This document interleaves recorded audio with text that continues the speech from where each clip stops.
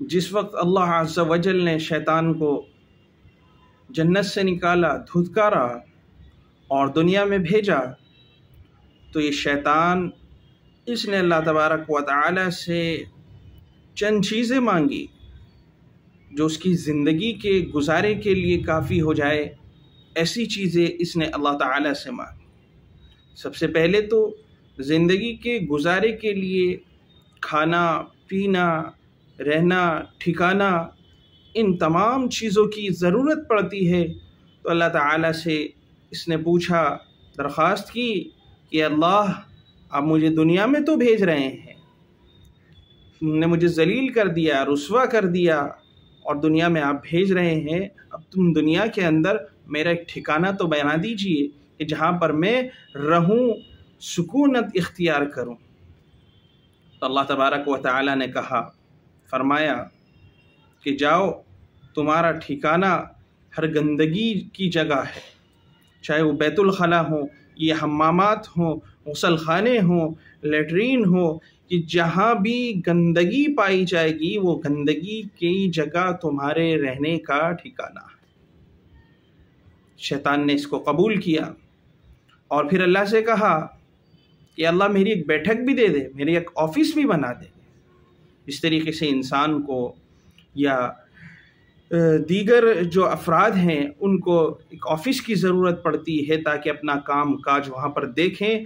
تو شیطان نے بھی اللہ سے یہ درخواست کی، یا اللہ میری کوئی بیٹھک بھی دے دے، میرا کوئی آفس بھی دے دے کہ جہاں کا بیٹھ کر میں اطمینان سے کام کر سکوں اور تیرے بندوں کو ورغلاؤں، ایسا آفس بھی مجھے دے دے۔ اللہ تعالیٰ نے فرمایا کہ جاؤ، بازار اور راستے یہ تیرے آفس ہیں، تم بازاروں میں تم پائے جاؤ گے، راستوں میں تم پائے جاؤ گے، ہر راستے میں اور ہر بازار میں یہ بیٹھنا تمہارے لیے یہ آفس ہے۔ چنانچہ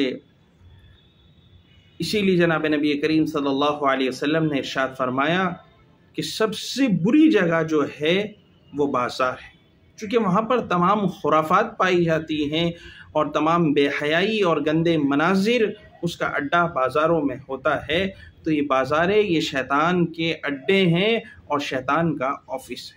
اس لیے انسان کو اگر کسی کام کی ضرورت پڑے، بازار جانا پڑے، تو وہ جلدی سے فارغ ہو کر واپس آئے۔ پھر شیطان نے اللہ سے درخواست کی اور کہا، یا اللہ رہنا بھی مل گیا، آفس بھی مل گیا، اب مجھے تو کھانے پینے کا تو انتظام کر دے، میرے کھانے کے لیے کیا چیزیں ہوں گی وہ تو آپ مجھے عطا کر دیجیے۔ اللہ تعالیٰ نے فرمایا کہ ہر وہ کھانا جس پر بسم اللہ نہ پڑھی جائے، یہ غیر اللہ کا نام کا ہو، وہ تیرا کھانا۔ تو یاد رکھیں کہ جو کھانا، جو نعمتیں انسان کو اللہ نے میسر کی ہے کہ جس کا شکریہ ادا کرنا چاہیے، تو اس کے کھانے اور اصول، اس کے کھانے کے اصول بھی جناب نبی کریم صلی اللہ علیہ وسلم نے بیان فرما دیے کہ جب بھی انسان کھانا کھائے تو سب سے پہلے اللہ کا نام لے لیا جائے، بسم اللہ الرحمن الرحیم پڑھ لی جائے، تاکہ یہ کھانا شیطان کا لقمہ بننے سے محفوظ ہو جائے، شیطان کے پیٹ میں یہ کھانا نہ جائے۔ انسان اگر اپنے کھانے پر اللہ کا نام نہیں لے گا، بسم اللہ نہیں پڑھے گا، تو پھر یہ خوراک، یہ شیطان کی غذا بن جاتی۔ ایسے ہی شیطان نے اللہ سے پینے کے لیے اپنا مطالبہ کیا کہ مجھے کچھ پینے کے لیے بھی دے دیجئے، جس سے طریقے سے انسان کے لیے پینے کی جو چیز ہے وہ پانی ہے۔ تو شیطان نے اللہ سے پینے کی چیز بھی مانگی، تو اللہ تبارک و تعالی نے فرمایا کہ ہر نشے کی چیز شراب ہو، اس میں کوئی بھی کسی قسم کا نشہ ہو، یہ تیرا پینا ہوگا۔ تو حضرات گرامی دیکھ لیجئے کہ آج مسلمان شراب کے پیچھے دوڑ رہا ہے، نشے کے پیچھے دوڑ رہا ہے، اور اس نے اس حرام چیز کو طلب کرنے کے لیے نہ جانے کیا کیا اعمال اپنائے ہوئے ہیں، نہ جانے کیا کیا طریقے اپنائے ہوئے ہیں کہ اس شراب کے اور نشے کے چکر میں چوری کرتا ہے، ڈکیری کرتا ہے، یعنی گناہ خریدنے کے لیے گناہ کر رہا ہے۔ یہ نشہ یہ شیطان کا مشرب ہے، لیکن انسان آج اس نشے کے چکر میں خود شیطان بنا۔ اللہ تعالی ہماری اس سے حفاظت فرمائے۔ پھر جب شیطان کو کھانا بھی مل گیا، پینا بھی مل گیا، رہنا بھی مل گیا، تو اب پھر شیطان نے اللہ سے ایک درخواست اور کی کہ اللہ مجھے پڑھنے کے لیے بھی کچھ دے دیجیے جسے میں پڑھ سکوں، اپنا وقت گزار سکوں۔ اللہ تعالیٰ نے فرمایا کہ تمہارے پڑھنے کی جو چیزیں ہیں وہ فاحشات اور گندے اشعار ہیں، یعنی گندی جو شعر و شاعری ہوگی، عشق شعر و شاعری ہوگی، فحش شعر و شاعری ہوگی، یہ تمہارا پڑھنے کا کلام ہو۔ شیطان نے کہا اللہ چلیے پڑھنے کے لیے بھی کچھ مل گیا، اب لکھنے کے لیے بھی تو کچھ دے دیجیے جس کو میں لکھا کروں۔ تو اللہ نے فرمایا کہ تیرے لکھنے کی جو چیز ہے وہ جسم کو گوندنا ہے۔ گوندنا کا مطلب یہ ہوتا ہے کہ جسم کے اندر کھال میں کوئی چیز لکھ لینا، اس کو بنا لینا، جسے کہ آج کے دور میں جس کو ٹیٹو کہا جاتا ہے۔ آج ہمارا معاشرہ اس کی طرف بڑی تیزی سے جا رہا ہے، اپنی گردنوں پر، اپنے بازوؤں پر، اپنے سینوں پر وہ کارٹون یا ٹیٹو یا کوئی بھی ڈیزائن بناتے ہیں، تو یہ قطعاً حرام ہے۔ اللہ تبارک و تعالی نے جناب نبی کریم صلی اللہ علیہ وسلم کو معلم انسانیت بنا کر بھیجا ہے، تو آپ ہی کی تعلیم ہے کہ اللہ تبارک و تعالی نے جو تعلیم جناب نبی کریم صلی اللہ علیہ وسلم کو دی، جس کو قرآن نے کہا وَيُعَلِّمُهُمُ الْكِتَابَ وَالْحِكْمَةَ، کہ آپ کو کتاب بھی دی اور حکمت بھی سکھائی، تو اسی پیغمبر رسول صلی اللہ علیہ وسلم نے اس ٹیٹو بنانے والے پر اور بنانے والیوں پر اور ایسے ہی جو ٹیٹو بناتا ہے، جو بنواتا ہے، ان تمام پر لعنت فرمائی۔ لیکن آج یہ رواج ہو رہا ہے، فیشن ہو رہا ہے، فیشن کے چکر میں مسلمان برباد ہو رہا ہے، تباہ ہو رہا ہے، اللہ اور رسول سے غافل ہو رہا ہے۔ یہ لکھنے کو بھی شیطان کو مل گیا۔ اب شیطان نے کہا کہ اللہ مجھے کوئی ایسا کلام بھی دے دے جس سے میں اس کلام کے ذریعے تبلیغ کر سکوں، لوگوں کو اپنی طرف متوجہ کر سکوں، بلا سکوں، اپنی جیسا ان کو بنا سکوں اور تیرے راستے سے بھٹکا کر انہیں اپنے راستے پر لگا سکوں۔ تو اللہ تعالیٰ نے فرمایا کہ جاؤ ناچ گانا، یہ تیرے لیے لوگوں کو بلانے کا ذریعہ ہو۔